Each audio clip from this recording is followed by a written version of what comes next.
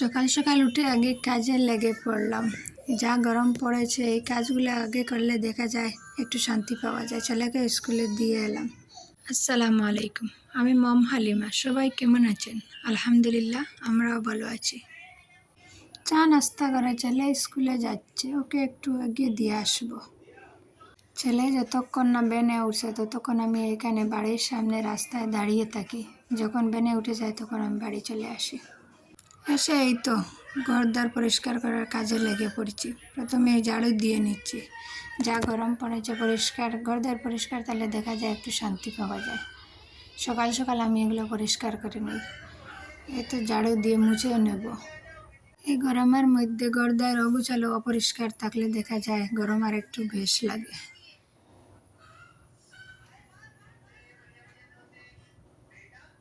সকাল সকাল আমি ওগুলো পরিষ্কার করে নিই আগে।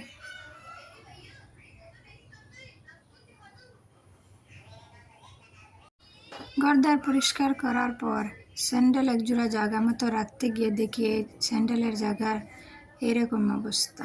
তারপরে ওই জায়গাটাকেও গুছিয়ে ফেলছি। দেখুন, এই জায়গাটাতে আরশোলাও বাঁধা করে নিয়েছে।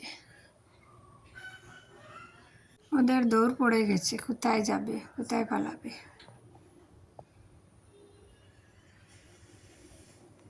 এই জায়গাটাও পরিষ্কার করে নিয়েছি। এই জায়গাটাকেও পরিষ্কার করে নিচ্ছি।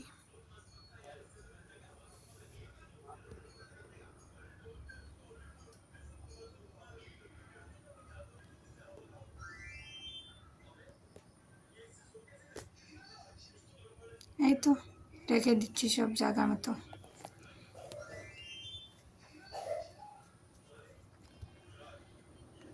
ঘরের কাজ শেষ করে চলে এলাম রান্নাঘরে। আমাদের বাড়ির সামনের রাস্তা দিয়ে একজন দাদু ওই ছোটো ছোটো মাছগুলা নিয়ে যায়। প্রতিদিন আমরা কিনি, আজও কিনছি। কাটাকাটি করতে একটু কষ্ট হয় ছোটো মাছগুলা, কিন্তু খেতে অনেক মজা হয়। তারপরে এই তো কফল আর মুখে এই ছোটো মাছগুলো দিয়ে রান্না করবো, ওগুলোকে পরিষ্কার করে নিয়েছি। তারপরে এই তো রান্না করেও ফেলছি। তো আজকের ভিডিওটা এখানে শেষ করলাম। ভালো লাগলে একটা লাইক করবেন। এরকম ভিডিও দেখতে চাইলে আমার চ্যানেলটাকে সাবস্ক্রাইব করে রাখতে পারেন। আসসালামু আলাইকুম।